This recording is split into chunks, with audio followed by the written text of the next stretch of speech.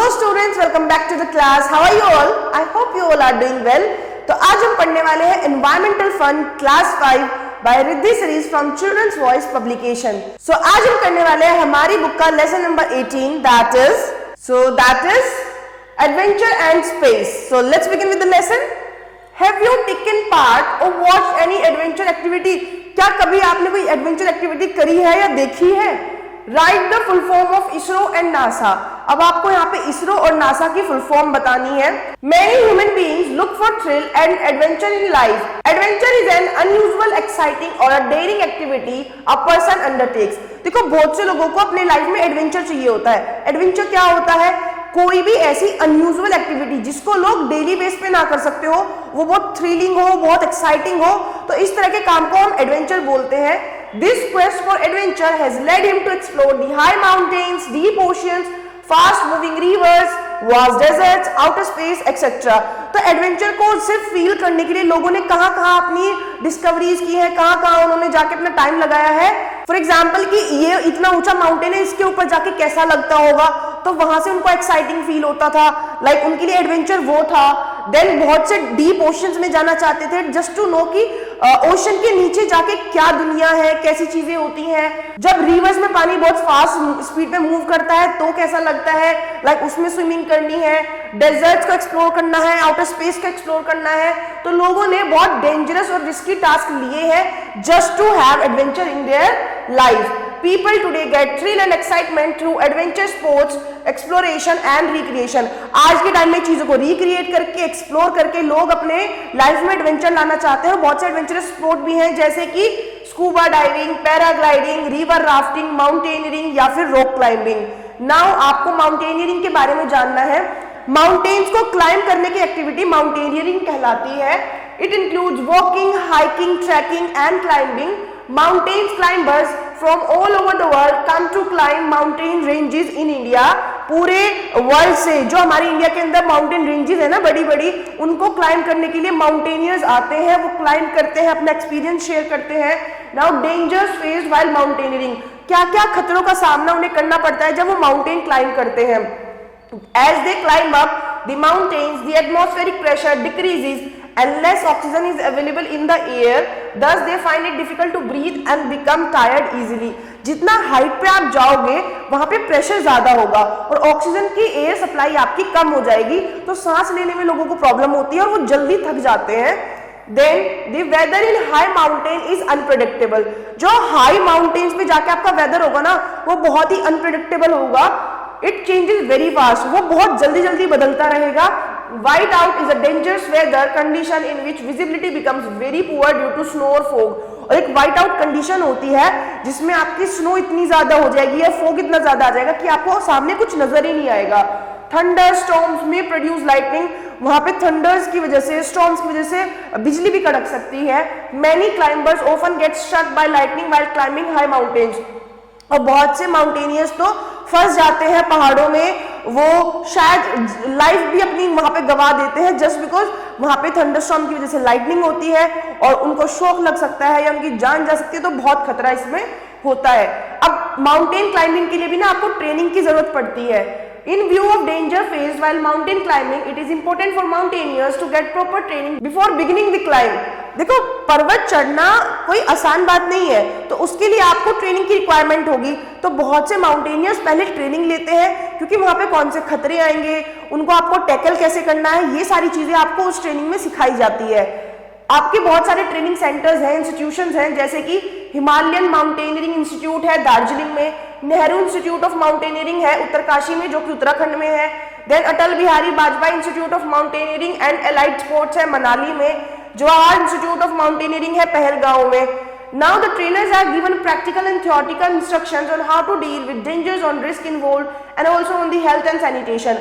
अपनी हेल्थ को लेके, अपनी सैनिटेशन को लेके, साथ आपको जब ऊपर जाओगे क्लाइंब करने तो वहां आपको कौन कौन से चैलेंजेस फेस करने पड़ेंगे, इसके लिए आपके जो ट्रेनर्स हैं वो आपको थ्योरेटिकल और प्रैक्टिकल दोनों तरह की नॉलेज प्रोवाइड कराते हैं। They are also introduced to the various mountaineering equipments they would be using. और वो बहुत से इक्विपमेंट से आपको इंट्रोड्यूस कराएंगे कि आपको ये यूज करना है। अगर ऐसी दिक्कतें आएंगी तो आप ये इंस्ट्रूमेंट यूज करोगे, ये टूल यूज करोगे, तो वो आपको प्रॉपर ट्रेन करते हैं। Some interesting facts about Mount Everest. अब एक हमारा माउंटेन पीक है दैट इज माउंट एवरेस्ट, उसके बारे में कुछ इंटरेस्टिंग चीजें हमें जाननी है। एक तो हमारा माउंट एवरेस्ट वर्ल्ड का सबसे हाईएस्ट माउंटेन पीक है, इससे ऊंची या इससे ज्यादा हाइट किसी की है ही नहीं, और it is 8,850 meters in height. You can imagine कि इसकी हाइट कितनी ज्यादा होगी। Sir Edmund Hillary of New Zealand and Sherpa Tenzing Norgay of India were the first people to climb Mount Everest on May 29, 1953।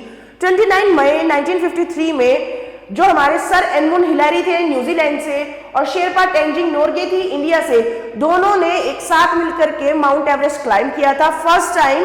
और उन्होंने वहां पे कौन कौन से फ्लैग्स होस्ट किए थे? यूनाइटेड किंगडम का, इंडिया का, नेपाल का, यूनाइटेड नेशन का।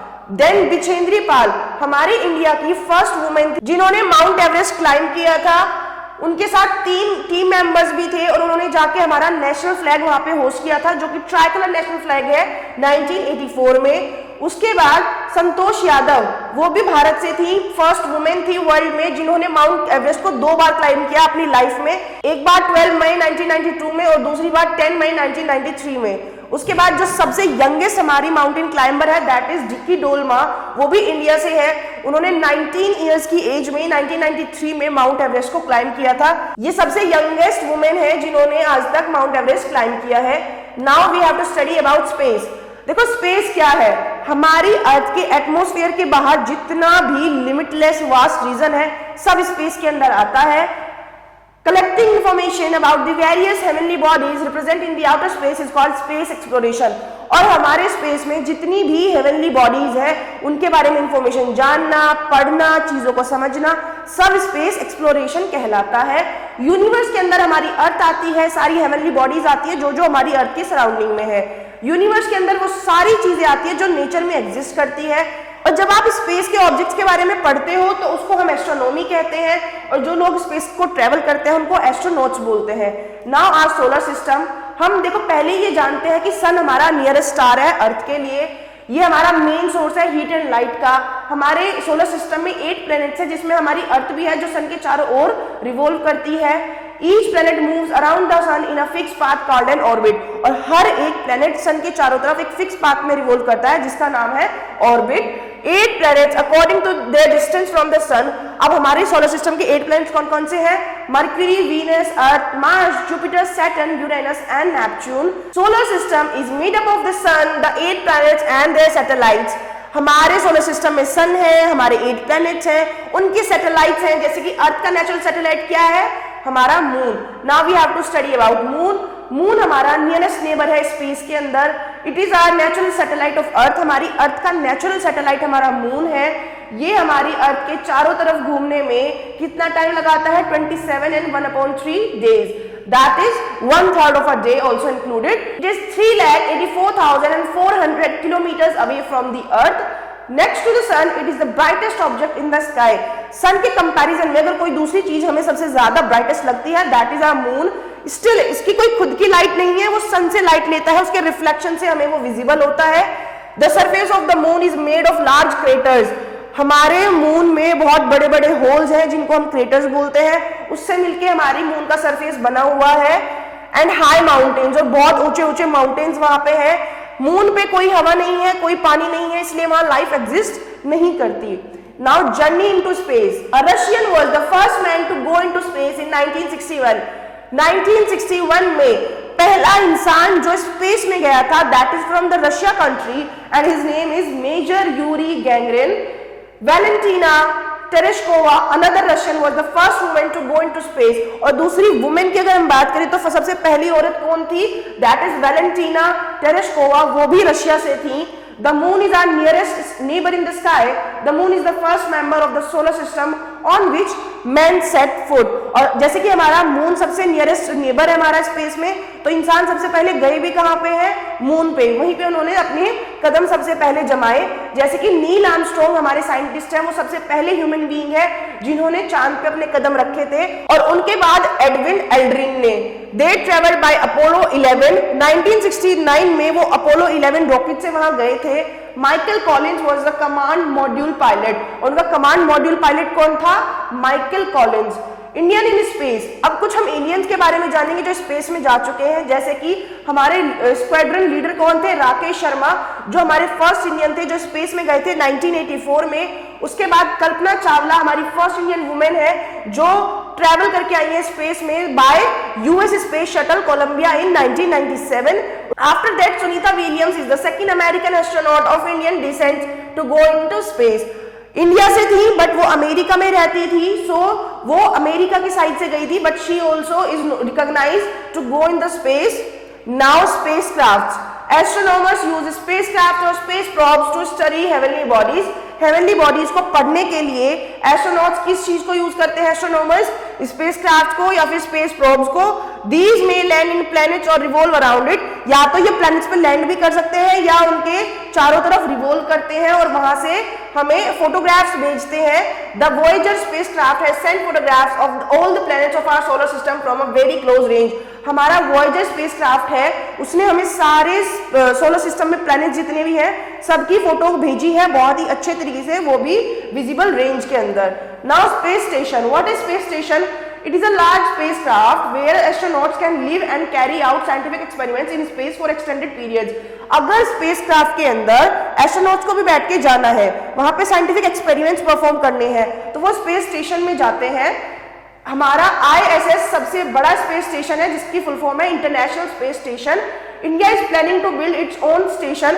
हमारा भारत अपना खुद का एक स्टेशन बनाने की प्लानिंग में है जिसका नाम होगा भारतीय अंतरिक्ष स्टेशन बाय 2035। ये 2035 तक शायद बना लें। Now space shuttle, a space shuttle is a reusable spacecraft designed for sending astronauts into the space. Space shuttle एक ऐसी स्पेसक्राफ्ट है जो आप बार बार यूज कर सकते हो ताकि आप एस्ट्रोनॉट्स को स्पेस में भेज सको। डिस्कवरी और कोलंबिया हमारे कुछ वेल नोन स्पेस शटल्स हैं। Sputnik first was the first artificial satellite that was sent into space by the former USSR in 1957। Former USSR ने 1957 में हमारा स्पुतनिक फर्स्ट जो फर्स्ट आर्टिफिशियल सैटेलाइट था वो स्पेस में भेजा था।